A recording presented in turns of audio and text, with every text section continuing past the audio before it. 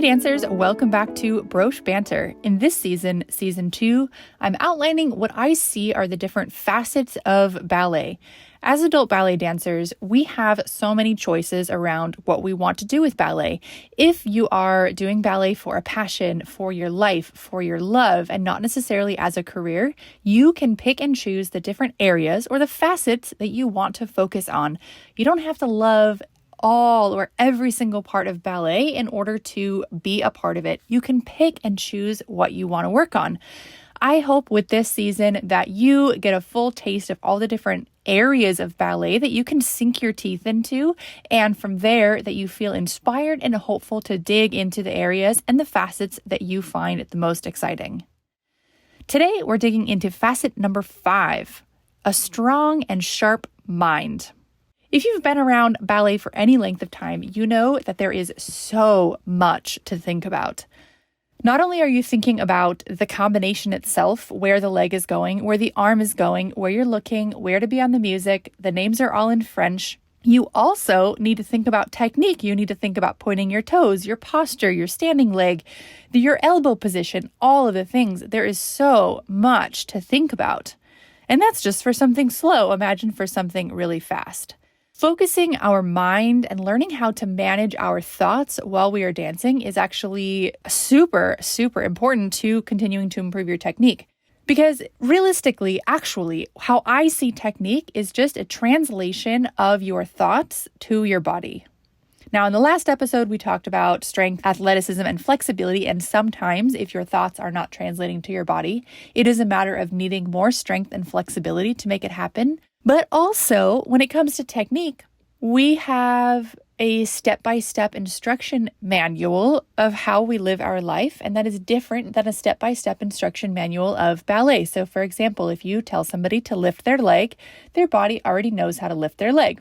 Now, in ballet, we need to develop a different step-by-step instruction of how specifically to lift our leg with a pointed toe, with a straight leg, with your posture staying correct, with your standing leg staying where it is, with your leg staying turned out, and the whole 9 yards, all of it. We need to build new thought patterns. We need to build new movement patterns into our body and into our mind. We also need to be able to create with our mind a focus on something that may not seem important. We need to be able to change what we're thinking about in a combination. What I mean by this is in a combination, a lot of times our brain is going to think about the flashy thing. So if you're doing a rond de jambe, your brain is so busy thinking about the leg doing the rond de jambe that that's going to take up a lot of its thoughts. In the beginning, that's totally fine and normal, and it's just how this develops. But as you continue leveling up, you need to change what your brain is thinking and focusing on and teach your brain to focus on your posture, your spinal control, and your standing hip control. Your standing hip and your posture are the number one thing that helps you level up in the most areas of ballet. So being able to control your spine and your standing leg are the fundamental skills to learn to level up your extensions, your turns, your jumps, and almost all of the skills that require physicality. To waltz across the floor, maybe not so much, but all the ones that are very, very physical and require your whole body to come together and work together to make the move. So being able to train your mind to focus in the face of distraction is a huge skill in ballet. So for example, people will come to me and they'll say, I can't focus in class. I'm so busy thinking about work, or I'm thinking about emails, or I have to cook for dinner, or my kids, whatever at school, or my pets, whatever thing. And what I say to them back is that the work of the bar, the work of technique is to train your mind to focus on what you want it to focus on, not whatever it thinks it needs to focus on. So part of that is step 1, training your mind to focus on ballet instead of all the other things that are going on in your life. Step 2 is at even deeper level to say, yes, the rond de jambe leg is super distracting and I have to think about the combination, but what really matters if I want to improve my physicality is standing hip control and spinal control. Or another example, what really matters, maybe right now you have a goal of improving your port de bras. What really matters, yes, everything is distracting, but I want to focus on my elbow and my fingers. And Even though all that stuff is distracting, I want to focus on those two things. Or let's say you're working on your head movements. You say, everything is super distracting, but I really want to think about my head motion and I really want to polish my head motion within this. You want to train your focus and train yourself to think about that specific thing, even though there's hundreds, maybe thousands of things to think about within a given combination. I likened this to training a pet. Now, don't worry, I'm not saying you're a pet. What I'm saying is when you're teaching a pet tricks, so I have my two greyhounds, Otis and Tina. When we teach them tricks, well, mine don't know too fancy of tricks, although they do know spin. But when you're teaching them anything, the first fundamental thing of dog training is teach them to focus. And then you teach them to focus in a very controlled environment, and they focus for maybe 1/4 of a second, and you reward them for that. Then over time, they slowly be able to focus and hold their attention for 2, 3, 4, 5, 6 seconds over time. They build up their ability to focus on you for a longer time, and you reward them for that, and they build this focus skill. Now you then take them out into the wild, the public, the dog park, the grocery store parking lot, or whatever. You take them to somewhere super distracting for them and you try to get them to focus. And what happens? They obviously can't focus. They lose all of their tricks. They lose all of their ability to sit. They forgot that they have legs. They forgot everything. They're just so overwhelmed by all the things to look at and to think about and to see. And you slowly train them to just pay attention to you for 1/4 of a second. You go back to the beginning. Can you pay attention in this more complicated environment? Can you focus in this environment that's trying to distract you? And you train them in the face of distractions. You train them to focus while they're being distracted. This is the same process that happens at the bar for us dancers. We start with simple combinations. Well, nothing in ballet is really that simple, to be honest, but we start with simple combinations and we grow with our combinations over time. We grow in our ability to stay focused on different things. And when we get to a crazy combination, sort of think about it as like the point is to get distracted and to learn how to focus. That's like the point. So if you get distracted and forget what's going on, that's the point. Is part of the training is to practice that, and part of practicing is failing at it, right? Part of practicing is not getting it right. So if you're not getting it right, don't worry. That is literally one of the skills we are training is focus. It's training your mind to tune out the emails, to tune out the work, to tune out the family problems, to tune out what you have to do tomorrow, then also to tune out other parts of the combination, other things, and focus on what you personally are working on or what your teacher is having you work on in that particular moment. So all that to say is that focus, which is the first part of the strong mind, maintaining your focus for a long combination and continuing to think clearly and stay focused during fast combinations is a skill just like all of the other skills we are learning within ballet. And I think it is one of the fundamental skills because just like I said with my dogs, Otis and Tina, if they're not focusing on me, they're not going to sit, they're not going to shake, they're not going to spin, they're not going to stand, they're going to do nothing because they don't have that underlying skill of focus. So the next time when you're in class, start to think about focus as a skill you're building. Don't get upset with yourself for always being unfocused and just start to think, can I focus for 1 tendu, 2 tendus, 3 tendus? Can I build that focus up throughout the class? How long can I focus until I feel my mind wander? And then gently bring the mind back like you would your sweet pet whose mind wandered innocently in the busy area and bring it back and slowly over time training your mind to come back to you more and more quickly and stay with you for longer and longer and longer. Now, some other things about a strong mind is that ballet is really hard. Like, there is no watering down ballet. Ballet technique is super hard. Turnout is really hard. The breadth of vocabulary, the physicality that it requires, the focus that it requires, the memory. Ballet is really hard, and you're going to get discouraged. Everybody gets discouraged. Everybody wonders, what's the point of this? Do I need to keep doing this? This is so difficult. Maybe I'm not cut out for this. Maybe I can't do this. I think we've all had those moments. You have a tough class and you start to compare yourself to others or to the past versions of yourself. You start to think, oh, maybe I should have started this when I was younger, or why am I not farther along, or any of those types of things. Those types of feelings and thoughts are so normal. And we want to learn how to keep going with them or in spite of them, because ballet is worth it and ballet is super fun. And when you really get to feel that freedom of expression and oneness with your body, it is so worth it. But on the journey there, honestly, you're going to have some rough patches. Most of us do. Most, if not all of us, do have some rough patches. And so when it comes to the strong mind, this is where that ability to focus on what's important to you comes into play. So focusing on your why you love it, the days that made you feel great, the things that you've accomplished, how far you've come, and training your mind to focus on those things more than it wants to wander to the possible negative things, to the maybe any competitive thoughts or discouraging thoughts or despair thoughts, any of those types of thoughts. Focusing, bringing your mind back to the things that are really the truth, that they're your values, they're the truth of the matter. Those things are, they're painful and they're not fun at all in those moments, but they're water under the bridge that is you and your love for ballet. And so focusing on that part of yourself, the part of yourself that wants to be a dancer, knows it can be a dancer, loves the ballet studio, loves everything about it, that part of you want to continue to feed and fuel and strengthen so that when you do have a difficult class or you aren't focused or you forget some combinations or you fall on the floor out of a pirouette or you forget the combination and you just stand in the middle of the class completely blank and the rest of the class is continuing. I say all these things because I've had them all happen to me. When you have these experiences, that you have something you can focus on deeper inside of you that will help get you through that rough patch into the next fun class and into the next place where you're feeling good again. Those ups and downs are all part of it.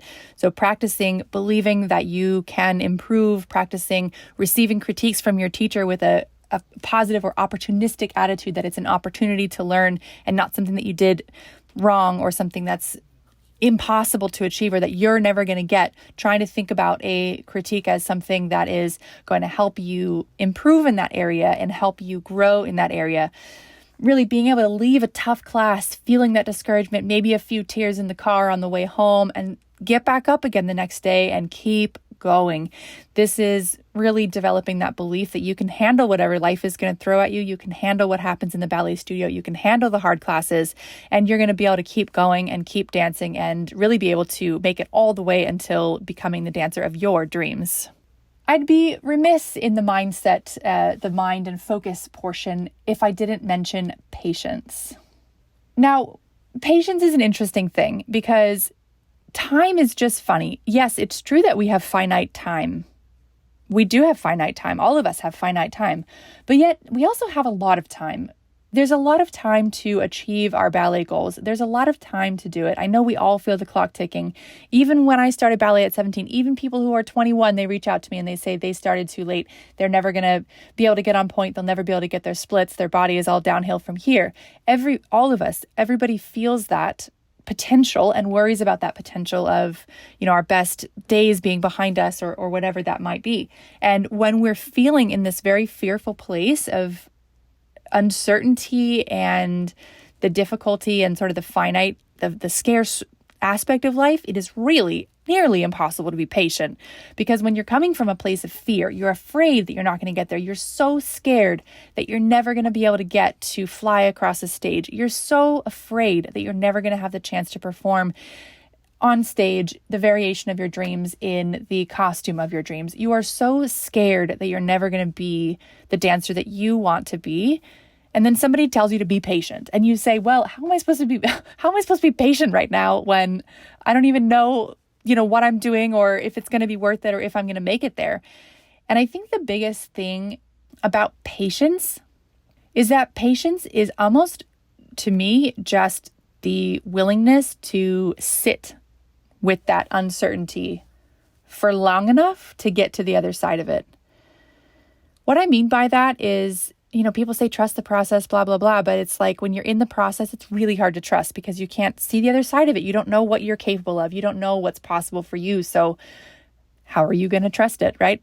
It's hard, but that's part of trust, is that you're trusting something you don't know. It's trusting something invisible. It's having faith that the work you're putting in is valuable and that the work you're putting in is worth it and that the work that you're putting into your body is going to get you where you want to go, and developing that faith and trust in yourself, developing the curiosity that if something's not working, that you keep searching, you try other things, you seek out other methods, you seek out other ways to practice, you seek out ways to practice at home, you look for other information, right? Trusting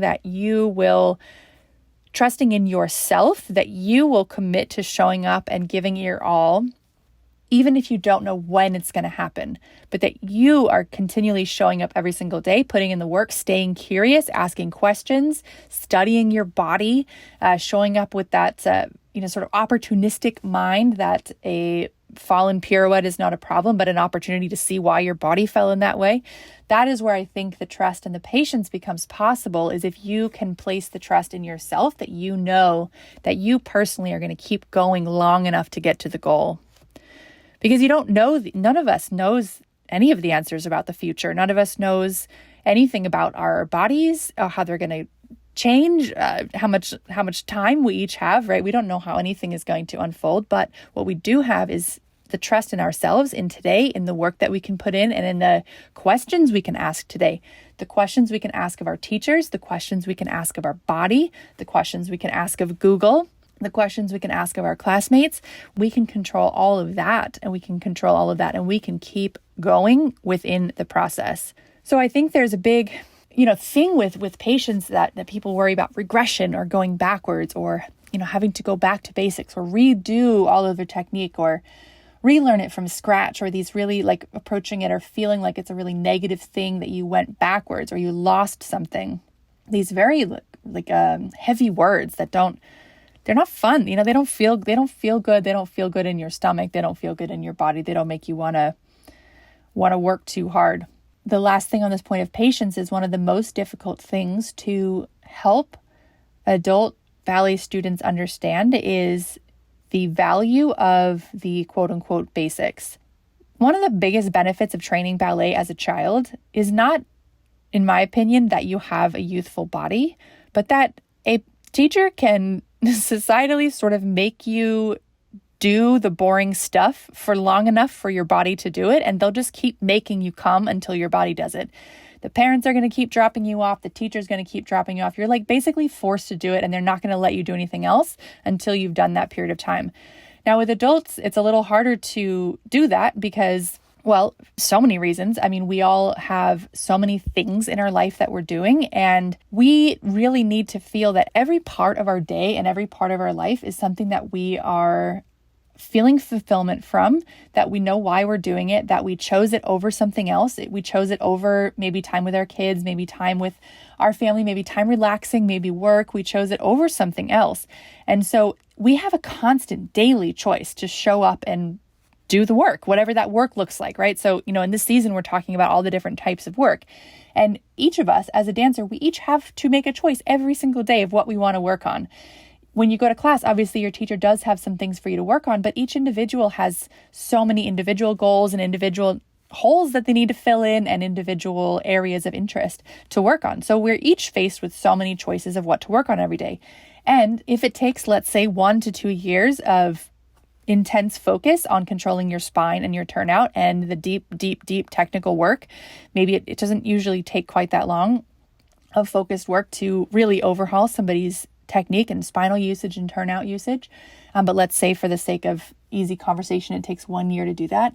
You have 1 year of choices to choose the work that looks like nothing, to choose the work that feels like nothing, to choose the work that's going to have almost no payoff until many months later.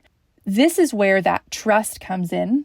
And this is where the trust comes in that it will be worth it to do that for that period of time. And this is where in the last episode, I was talking about cross-training and conditioning, where you have to trust that the work you're putting in is valuable and it's a better choice than spending it on ballet, and that you're putting your longer term goals ahead of your shorter term goals, and that you believe that your body can make these changes. If you don't believe you can improve your turnout, and somebody says it's going to take you a year to improve your turnout, that's a long time to go through the motions without the belief of it actually working. Every day you're going to question it and say, is this working yet?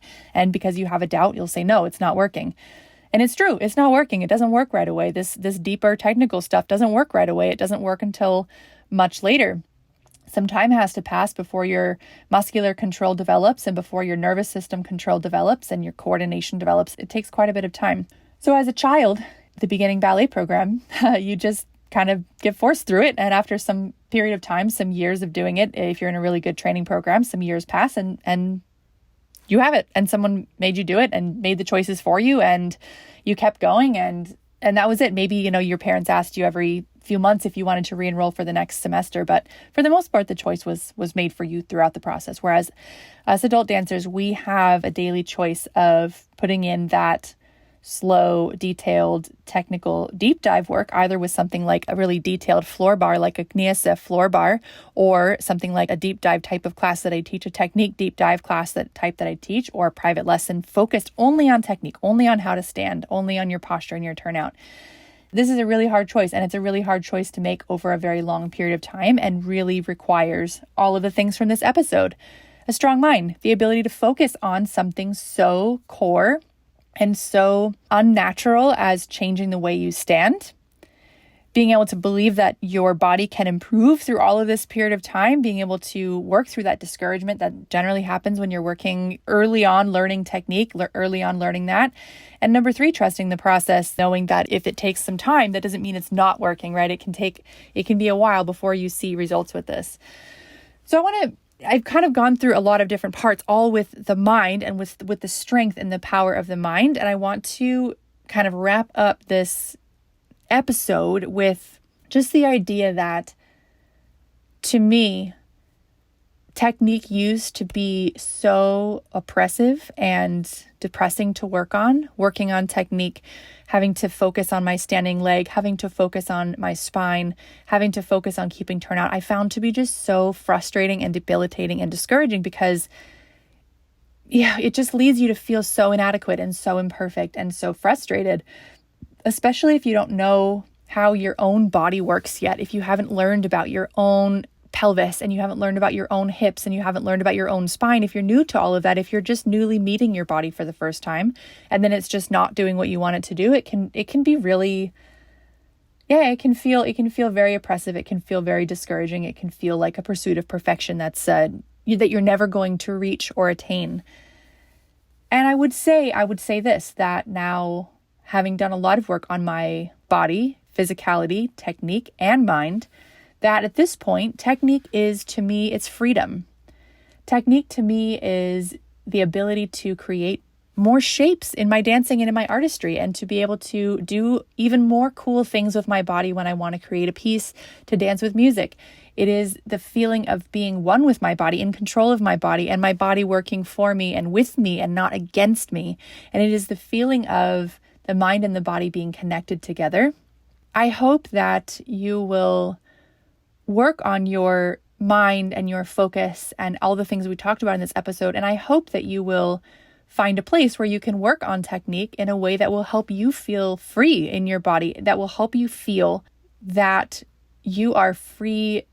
Your body will do what you ask it to do, that your body will respond to your thoughts, and that you can see the possibility of improving your technique, that you can see that you actually have the power to change your posture, to change your turnout, to change your feet, to change your ballet technique.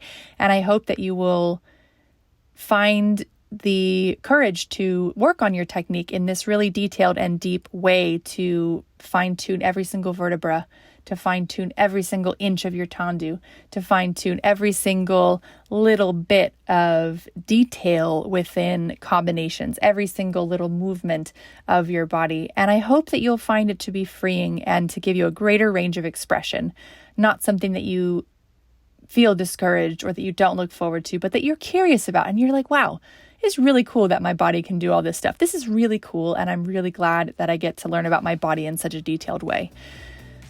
So I hope that all of this gives you hope. I hope this gives you hope into seeing that ballet is a very, very wide world, and every single facet is yours for the taking or for the leaving. I hope that this gives you some things to think about and focus on during class. And I look forward to seeing you guys in the next episode.